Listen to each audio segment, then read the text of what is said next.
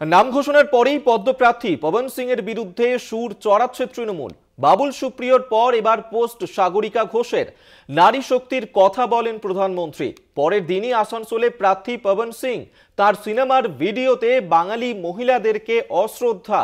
তৃণমূলের নির্বাচিত রাজ্যসভার সাংসদ সাগরিকা ঘোষ তিনি সোশ্যাল মিডিয়াতে এবার পোস্ট করেছেন, তিনি ক্ষোভ উগরে দিয়েছেন এবং এই যে পবন সিং যাকে আসানসোল থেকে প্রার্থী করছে বিজেপি লোকসভা নির্বাচনে, এবং সেই ক্ষেত্রে এই পবন সিং তার যে ভিডিওতে বাঙালি মহিলাদেরকে অশ্রদ্ধা করা হয়েছে সেই নিয়েই কিন্তু এই মুহূর্তে সুর চড়িয়েছেন সাগরিকা ঘোষও। তিনি পোস্ট করেছেন সোশ্যাল মিডিয়াতে, সেই ছবি এই মুহূর্তে তুলে ধরছে আপনাদের সামনে। এর আগে বাবুল সুপ্রিয় তিনি পোস্ট করেছিলেন এবং সেক্ষেত্রে পবন সিং এর বিরুদ্ধে তার যে ক্ষোভ উগরে দিয়েছিলেন, এবং সেক্ষেত্রে এবার আসানসোলের প্রার্থী পবন সিংকে নিয়ে পোস্ট করলেন তৃণমূলের নির্বাচিত রাজ্যসভার সাংসদ সাগরিকা ঘোষ।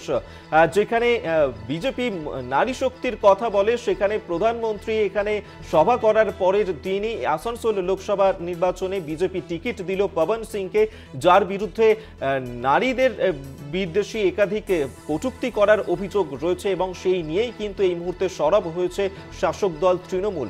তারা এই মুহূর্তে নিশানা করছে বিজেপিকে।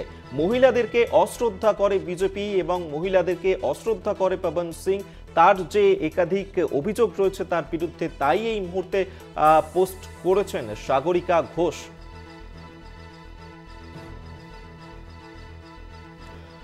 আপনাদেরকে আরেকবার জানিয়ে রাখবো, আসানসোল থেকে বিজেপির টিকিট দিয়েছে লোকসভা নির্বাচনে ভোজপুরি গায়ক নায়ক পবন সিংকে, যার বিরুদ্ধে মহিলা বিদ্বেষী একাধিক অভিযোগ রয়েছে কটূক্তি করার, এবং তাকে প্রার্থী করার পরেই তৃণমূল এই বিষয়টাকে নিশানা করেছে এবং একের পর এক যে নিজেদের ক্ষোভ তা কিন্তু উগরে দিচ্ছে রাজ্যের শাসক দল তৃণমূল।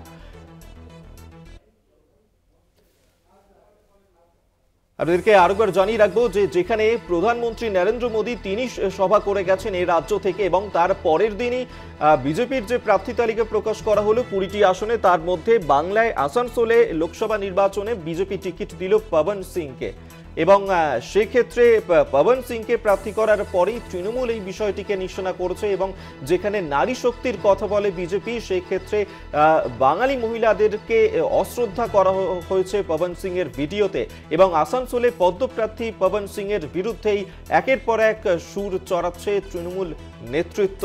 এবং 2014 সালে তিনি বিজেপিতে যোগদান করেছিলেন পবন সিং, তারপরেই তার রাজনৈতিক জীবনের শুরু হয়।